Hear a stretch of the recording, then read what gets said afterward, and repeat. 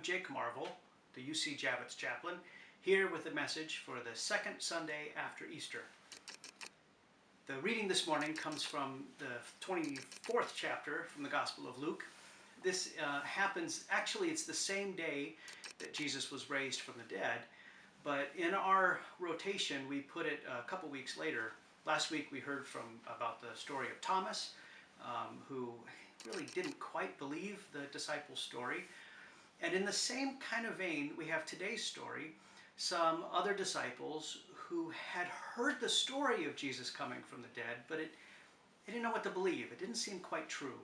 The women had come to tell the story, but these guys just didn't know what to believe. And so we pick up the reading today. On that same day, 2 of Jesus' followers were going to a village named Emmaus, about 7 miles from Jerusalem.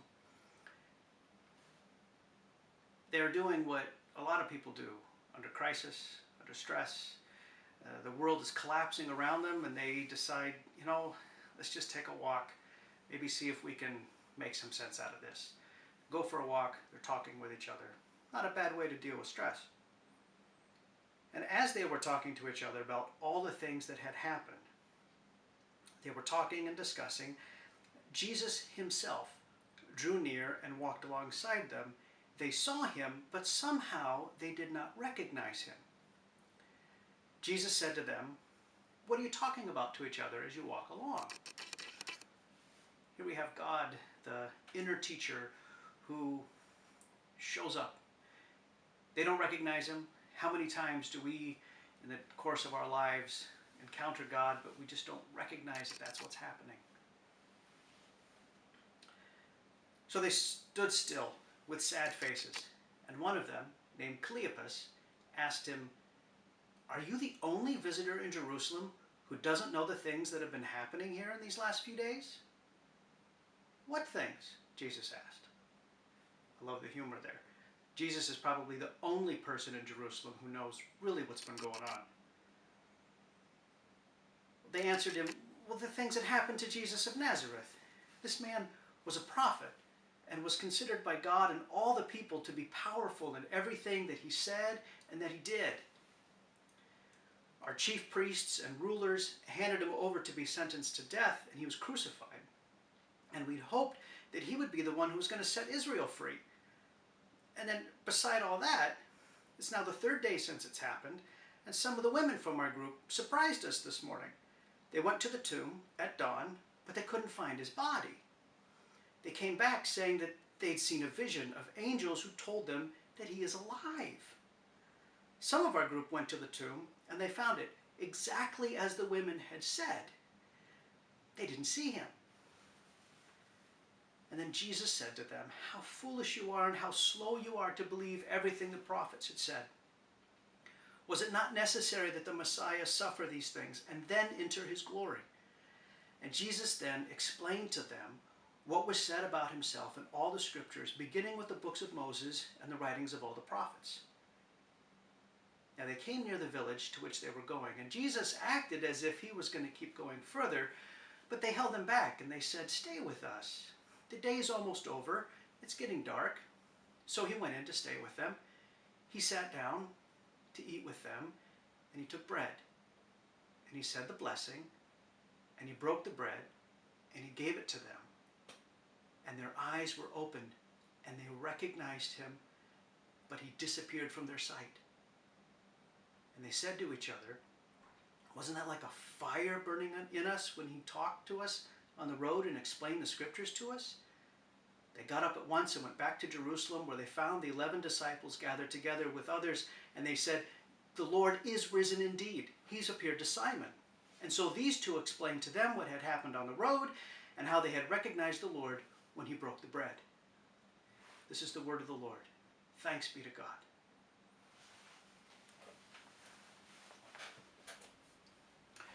So 2 things about this lesson for today. It's not about you, and enjoy the journey. It's not about you. Before I get to be a chaplain and a pastor, I was an English teacher. Well, okay, truth.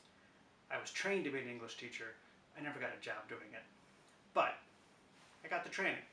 English teacher. I was thinking about this lesson this week, and one of the things that came to mind is the difference in a sentence between the subject and the object. The subject of the sentence is what the sentence is about. It's the person or thing in a sentence that does the action. The object is the one the action is done to. It's the one that's actually kind of powerless. I can look out my window and say, Jake sees a bird. Jake sees a bird.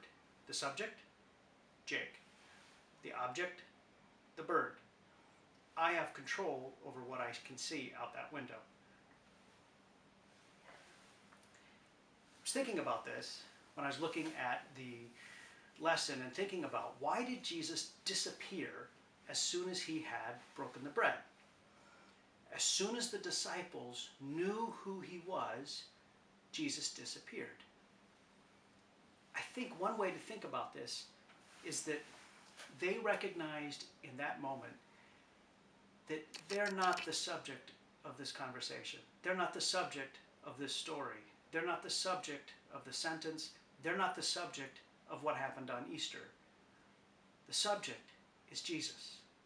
The subject is God. What Jesus did on Easter was express the power to be in control of what happened, and we don't have that. The story is not about the disciples. It's about Jesus. The story is really not about us. It's about God. I don't have the ability to put Jesus in my life in a way that fits in a nice little box.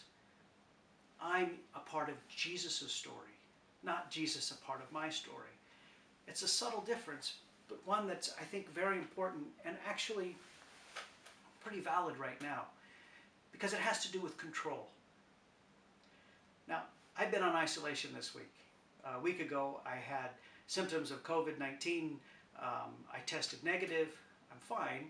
But I had a few days of not really understanding what was happening in my body. And then I've had a week of being on quarantine and isolation, stuck in my room. I've had a lot of opportunity to think about that I don't have a lot of control over a lot of things.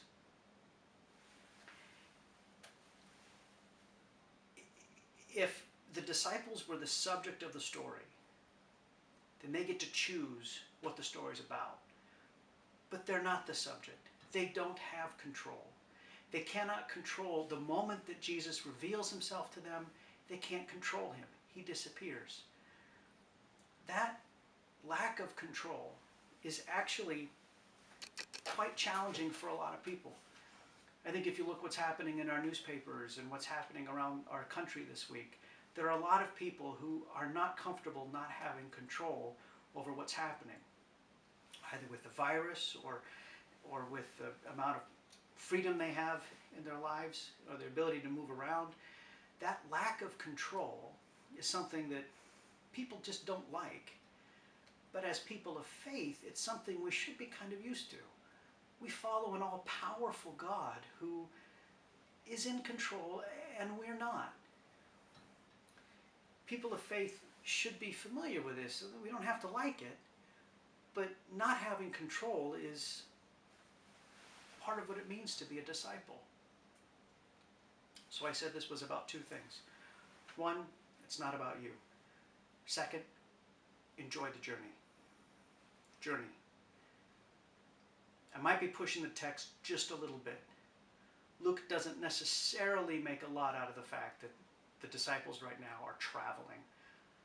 But I think he uses that motif of a journey, of travel, on purpose, to introduce us, to remind us to that point of journey that has been a part of spirituality for generations.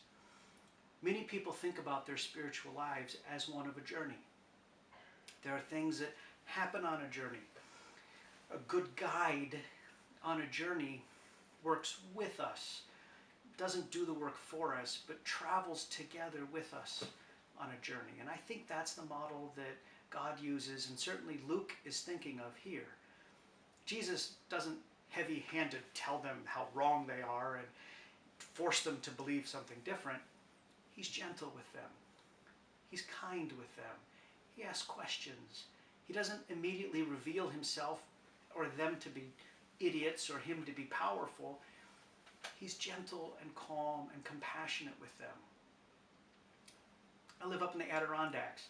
I've had the opportunity to be on a whitewater rafting trip with a good guide who worked with all of us in the boat to help us get down the river safely.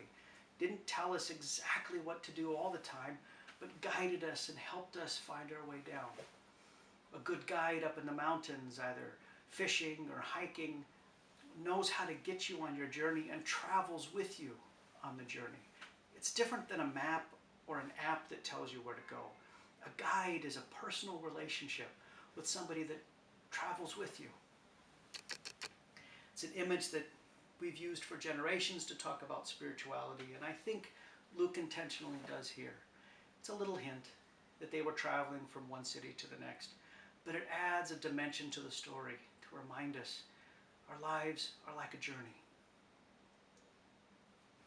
So what does this mean for us? A few things. I think God guides us and walks with us in our journeys. He honors the range of emotions we have. God understands when we're scared and confused, just like these disciples were on that day walking with Jesus, just as many of us are now.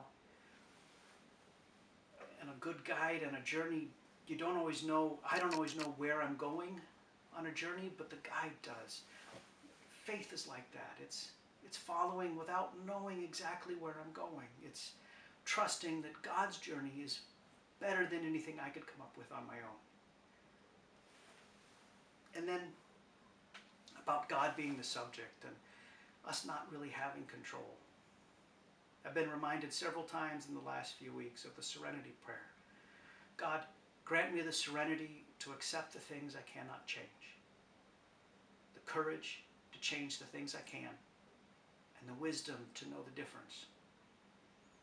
That simple prayer has brought comfort and encouragement to thousands of people and has been very meaningful in the midst of this crisis. There are many things that we cannot control. Spending our energy on those things that are out of our control is not helpful. Focusing instead on having the courage to focus on what we can control is much more valuable, but it takes wisdom to tease those apart. Faith is kind of like that. It's trusting that there are some things we cannot control, but the things within our control take courage to follow and to live. So, my wish for you, enjoy the journey. Enjoy the journey. Trust that you have a guide who is with you, who knows where to go, and wants you to have a great trip. Spend your journey on what you can control, not on what you can't. Trusting and surrendering that we have a God who loves us passionately, wants us to succeed and be safe and be well, but guides us in a way that we don't always know what's happening next. Trust in that guide. Trust in that God who walks with you every step of your journey. Amen.